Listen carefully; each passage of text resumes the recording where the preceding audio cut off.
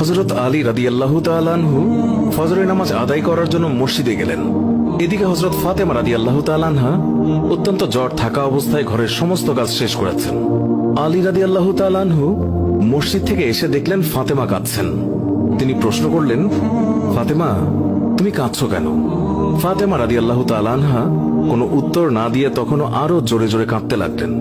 আলী রাদিয়াল্লাহু তাআলা আনহু কয়েকবার প্রশ্ন করার পর মা ফাতেমা কাঁদতে কাঁদতে বলল, আমি স্বপ্নের মধ্যে দেখেছি আমার আব্বাজান হযরত মুহাম্মদ সাল্লাল্লাহু আলাইহি ওয়াসাল্লাম আমার ঘরের মধ্যে ঢুকে কি যেন তালাশ করছেন।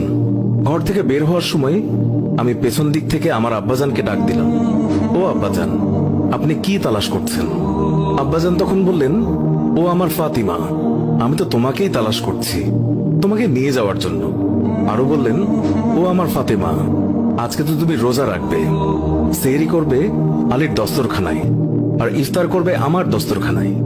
তখন হযরত আলী রাদিয়াল্লাহু তাআলা আনহু এই স্বপ্ন শোনার পর দুইজনে বুঝতে আর বাকি থাকলো না যে ফাতেমা ইন্তেকাল করবেন।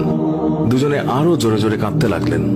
এই সময়ের মধ্যে হযরত হাসান এবং হুসাইন রাদিয়াল্লাহু তাআলা আনহু এসে তারা জিজ্ঞাসা করলেন, আব্বাজান, আম্মাজান, আপনারা কেন কান্না করছেন?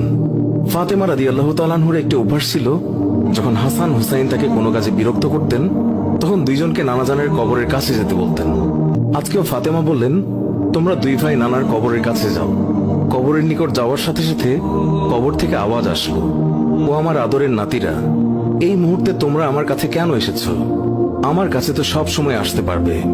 এখন যাও, গিয়ে মায়ের চেহারার দিকে তাকিয়ে থাকো।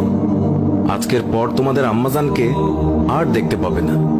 এই কথা শোনার পর দুই ভাই কাঁদছেন এবং দৌড়াতে দৌড়াতে আম্মাজানের কাছে চলে গেল। গিয়ে আম্মাজানকে জিজ্ঞাসা করলেন, তোমরা দুইজন কেন কাঁদছো? বুঝেছি, নানাজান আমাদেরকে বলে দিয়েছেন যে আজকের দিনটি তোমার জন্য শেষ দিন। নানাজান তোমার চেহারার দিকে তাকিয়ে থাকার জন্য আমাদেরকে বলেছেন। বিকেলের দিকে হযরত ফাতেমা রাদিয়াল্লাহু তাআলা আনহা তার শরীর খারাপ হলো, তাকে বিছানায় শোয়ানো হলো।